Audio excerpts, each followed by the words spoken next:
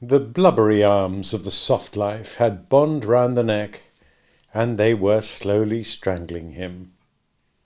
He was a man of war, and when for a long period there was no war, his spirit went into decline.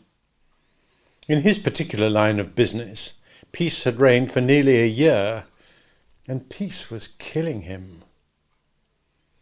At 7:30 in the morning of Thursday, August the 12th, Bond awoke in his comfortable flat in the plane-treed square off the King's Road, and was disgusted to find that he was thoroughly bored with the prospect of the day ahead.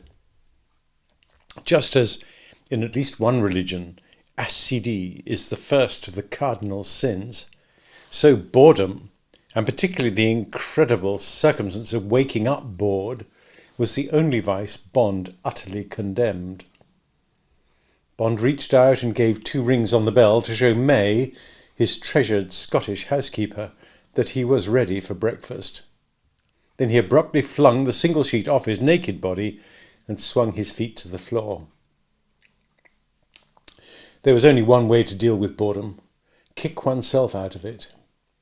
Bond went down on his hands and did 20 slow press-ups, lingering over each one so that his muscles had no rest. When his arms could stand the pain no longer, he rolled over on his back and, with his hands at his sides, did the straight leg lift until his stomach muscles screamed. He got to his feet and, after touching his toes 20 times, went over to arm and chest exercises, combined with deep breathing, until he was dizzy. Panting with exertion, he went into the big white tiled bathroom and stood in the glass shower cabinet under very hot and then cold, hissing water for 5 minutes.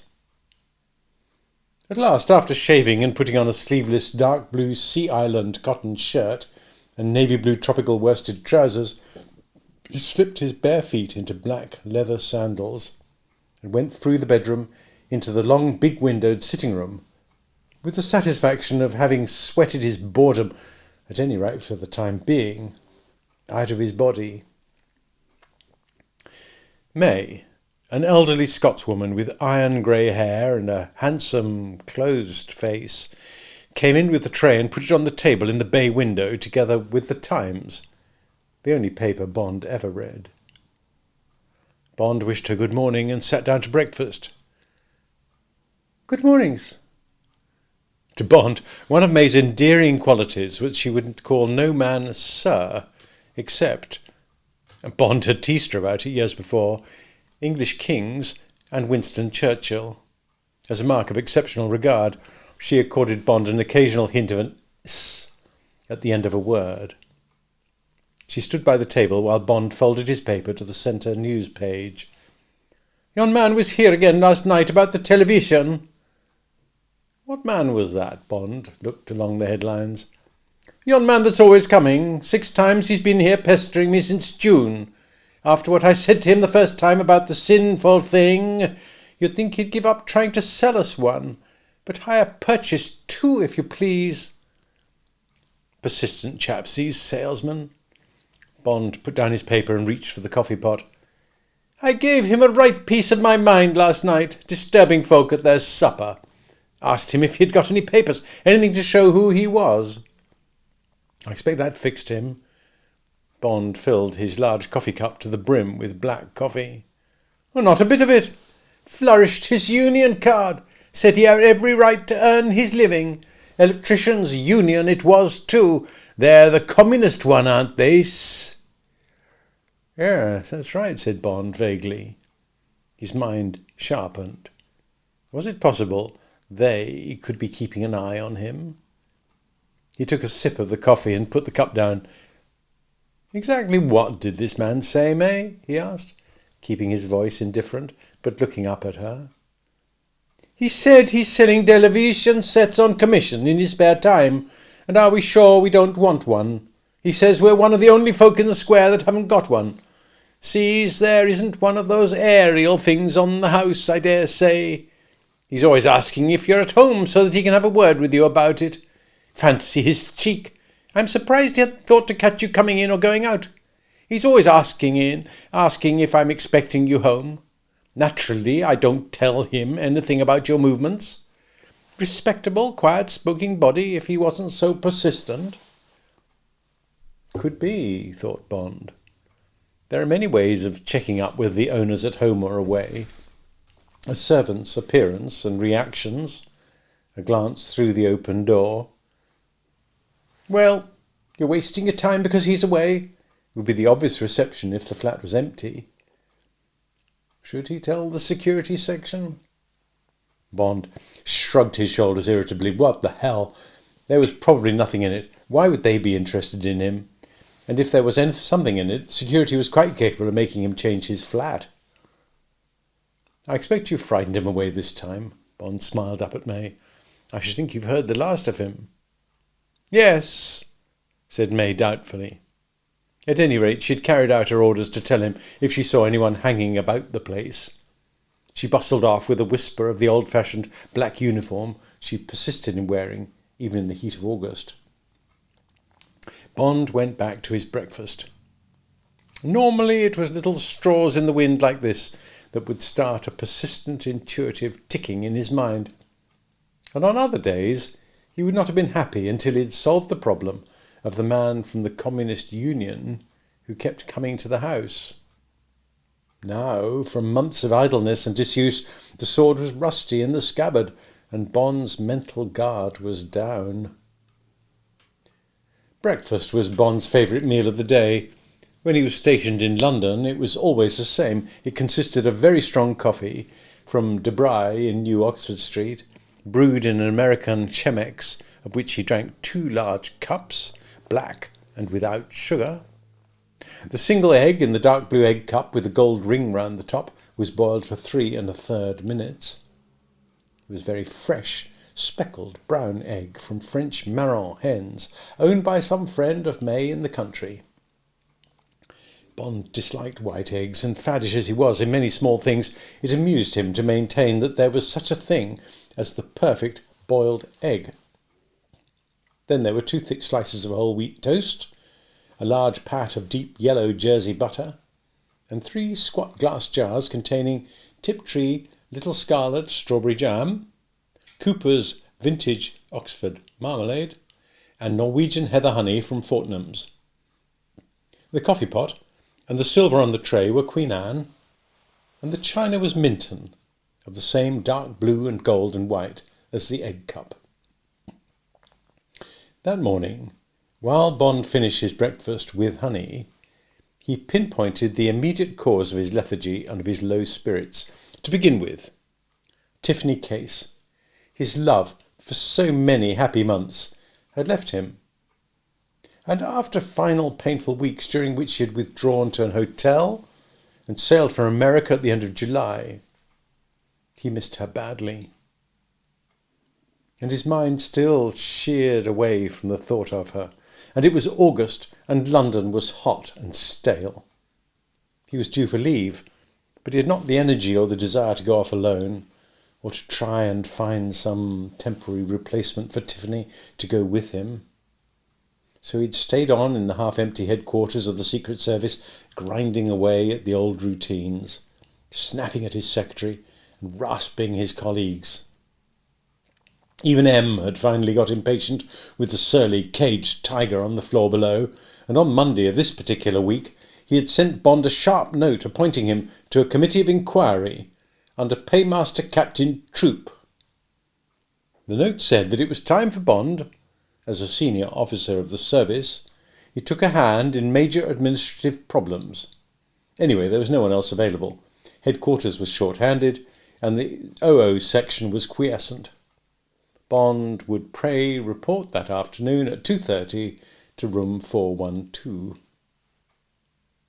It was Troop, reflected Bond, as he lit his first cigarette of the day, who was the most nagging and immediate cause of his discontent. In every large business there is one man who is the office tyrant and bugbear, and who is cordially disliked by all the staff. This individual performs an unconsciously important role as acting as a kind of lightning conductor for the usual office hates and fears. In fact, he reduces their disruptive influence by providing them with a common target. The man is usually the general manager or the head of admin. He is that indispensable man who is a watchdog over the small things.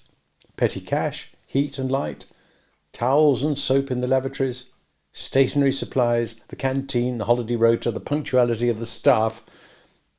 He's the one man who has real impact on the office comforts and amenities, and whose authority extends into the privacy and personal habits of the men and women of the organisation.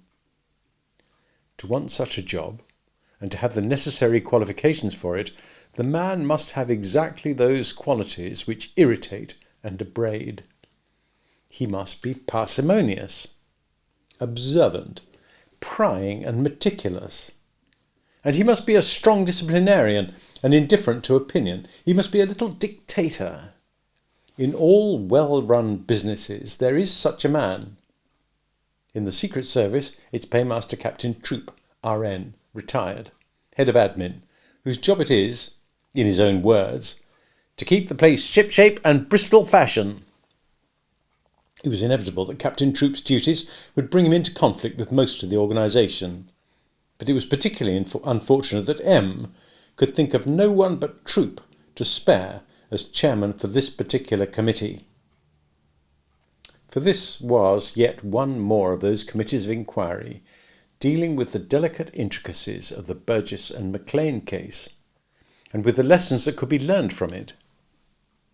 M had dreamt it up 5 years after he had closed his own particular file on that case, purely as a sop to the Privy Council inquiry into the security services, which the Prime Minister had ordered in 1955. At once Bond had got into a hopeless wrangle with Troop over the employment of intellectuals in the Secret Service. Perversely, and knowing it would annoy, Bond had put forward the proposition that if MI5 and the Secret Service were to concern themselves seriously with the atom age intellectual spy, they must employ a certain number of intellectuals to counter them. Retired officers of the Indian Army, Bond had pronounced, can't possibly understand the thought processes of a Burgess or a Maclean. They won't even know such people exist, let alone be in a position to frequent their cliques and get to know their friends and their secrets. Once Burgess and Maclean went to Russia, the only way to make contact with them again, and perhaps, when they got tired of Russia, turn them into double agents against the Russians, would have been to send their closest friends to Moscow and Prague and Budapest with orders to wait until one of those chaps crept out of the masonry and made contact. And one of them, probably Burgess, would have been driven to make contact by his loneliness and by his ache to tell his story to someone. But they certainly wouldn't take the risk of revealing themselves to some man with a trench coat and a cavalry moustache and a beta minus mind. "Oh, really?" Troop had said with icy calm. "So, you suggest we should staff the organisation with long-haired perverts? That's quite an original notion. I thought we were all agreed that homosexualists were about the worst security risk there is. I can't see the Americans handing over many atom secrets to a lot of pansies soaked in scent." All intellectuals aren't homosexual, and many of them are bald. I'm just saying that. And so the argument had gone on intermittently through the hearings of the past 3 days, and the other committee members had ranged themselves more or less with Troop. Now, today, they had to draw up their recommendations, and Bond was wondering whether to take the unpopular step of entering a minority report. How seriously did he feel about the whole question, Bond wondered at 9 o'clock as he walked out of his flat and down the steps to his car. Was he just being petty and obstinate? Had he constituted himself into a one-man opposition only to give his teeth something to bite into? Was he so bored that he could find nothing better to do than make a nuisance of himself inside his own organisation? Bond couldn't make up his mind. He felt restless and indecisive, and behind it all there was a nagging disquiet he couldn't put his finger on. As he pressed the self-starter and the twin exhausts of the Bentley woke to their fluttering growl, a curious bastard quotation slipped from nowhere into Bond's mind. "Those whom the gods wish to destroy, they first make bored."